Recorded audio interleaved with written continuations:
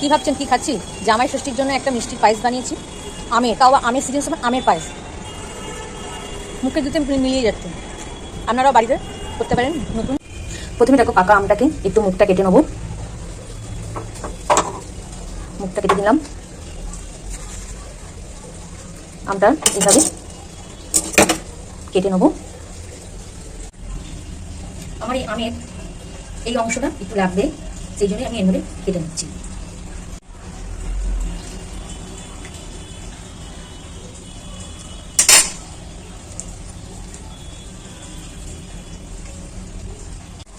দেখো একটা কড়াই বসা আছে, একটুখানি জল দিয়ে দিলাম।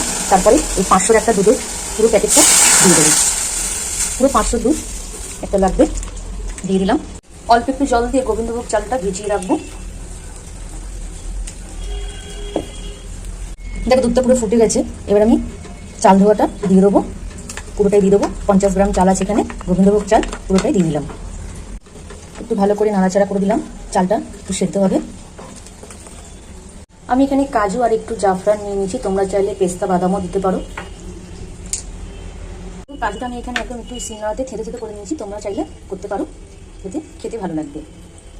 দেখো ওখানে একটা প্যান বসিয়েছি, এবার মধ্যে আমের পাল্পটা দিয়ে দেবো, পুরোটা যতটা লাগবে সবটাই দিয়ে দেবো।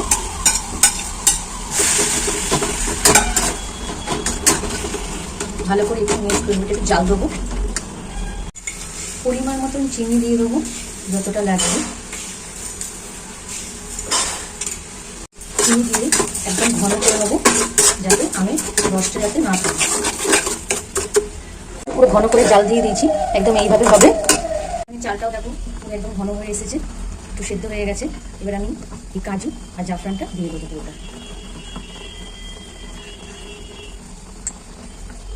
একদম ঘন হবে, নাড়া দিতে থাকবো।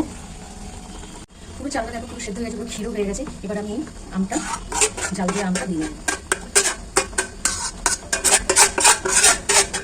দিয়ে ভালো করে একটু নাড়া দিতে হবে। দেখো পুরো হলুদ হয়ে যাচ্ছে, এরকম হবে। তাহলে জামাই ষষ্ঠীর পায়েস পুরো রেডি হয়ে গেছে। এবার ঠান্ডা ঠান্ডা পরিবেশন করলেই হয় জামাইদেরকে।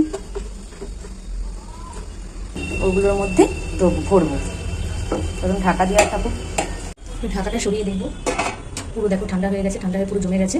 এবার আমি এই যে আমের যেই খোসাগুলো রেখেছিলাম, খোলটা যেটা খোল বলি, ওই খোলেতে তুলব।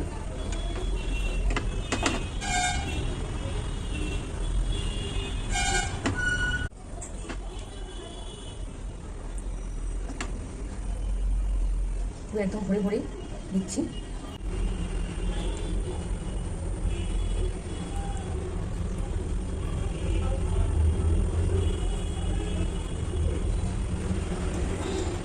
দেবো, ফ্রিজে রেখে দেবো, পুরো ঠান্ডা হবে, একটু জমে যাবে, ভালো লাগবে খেতে। আর ঠান্ডা ঠান্ডা পরিবেশন করলে খুবই ভালো লাগবে। জামাই ষষ্ঠীর স্পেশাল মিষ্টি, জামাই ষষ্ঠীর স্পেশাল মেনু হচ্ছে আমের পায়েস। একটু খেয়ে দেখি কিরকম হয়েছে।